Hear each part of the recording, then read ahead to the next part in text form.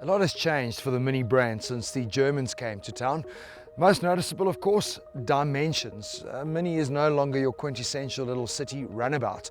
But the Germans have also brought a lot of brands to market. Some have done really well, like the Countryman. Others less successful. Think the Paceman, the Roadster, and the Coupe. But there is one Mini that has retained a bit of the original history, be that in name only. There was always something odd about the old Clubman's proportions, and unfavourable hearse comparisons, well, they were not uncommon. Be that as it may, the new Clubman appears to have grown into its own skin, with the bigger overhangs in particular appearing less obvious than on its hatchback siblings. Interestingly, the Clubman name is derived from the 70s facelift of the original Mini. Ideally, an estate version should have been called Traveller, but BMW didn't own the rights to this name when the new Clubman was launched back in 2007. We are very scientific here at Ignition GT. What I can tell you, the new Clubman, the wheelbase has grown by 100 mils, and how's this? 270 mils in overall length. That is massive. The standard Mini 5-door is a big car. The new Clubman is 73 mils wider than that, massive. What you will notice, a couple of other changes. The outgoing Clubman had suicide doors, aptly named because it was on one side of the car only, our driving side. So stepping out of your Clubman normally resulted in death. That's been replaced with a pretty standard door, which is now on both sides. So the Clubman is a lot more practical. What they have retained, I'm really glad about that, is they've retained the barn doors at the back. For me, this is a really cool styling element, and styling element only.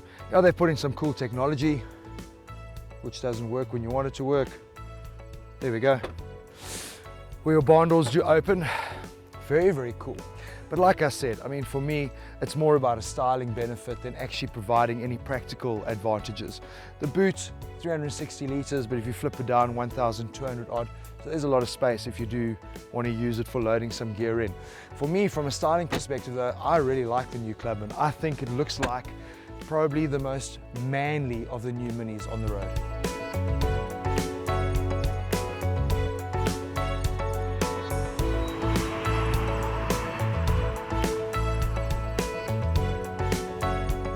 Where the new Clubman's bigger exterior dimensions really do pay off is in the space department, and the usable boot, well, that is only half the story. The rear seat is positively cavernous and can fit two adults comfortably. At the same time, the cabin retains the feeling of a cozy cockpit, an interior atmosphere not unlike that offered by a Jaguar actually. The interior of the Clubman is no different to the new Minis when they came out. What I do love is that I can turn the disco ball off, and once you've done that, it's actually a very pleasant interior. Good quality, lots of nice soft touch, an interesting interior and well put together. From a driving perspective, again, nothing has changed there. The Clubman comes out with the 1.5 litre 3-cylinder engine, my pick, 100 kilowatts, it's impressive. Or of course in the Coupe S, which is what we're driving at the moment, is that 2-litre turbo, which is 141 kilowatts and 280 newton meters. The problem that I have though is that the whole sales pitch for Mini is always around its go-kart handling. And this car sits really low to the ground, which is perfect, and the steering feel has that go-kart feel. But when you've got a long wheelbase like we're sitting in the Clubman, it becomes less about dynamic handling and more about driving a really long car around on the road. And that is for me where maybe Mini needs to rethink who they're selling this car to, because the ride is brutally firm. When you're driving on a beautiful highway, no problem, but on everyday South African roads, it's choppy. It's not a case of making it less sporty, but maybe just giving it better dampening so it absorbs those bumps, so it's not a jarring experience. The fact that we are also running with the 18-inch John Cooper Works mag wheels, low profiles and on run flats certainly adds to the jarring ride and the road noise that we're experiencing inside the cabin.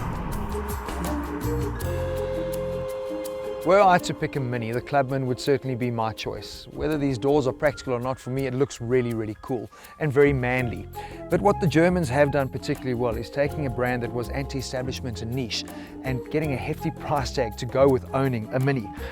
The Coupe S Clubman that we're in, 450,000 Rand is where it starts, but as we've come to expect with BMW and Mini, you get nothing for it.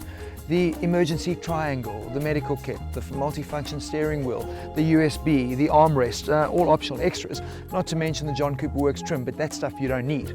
So our test vehicle, 630,000 Rand.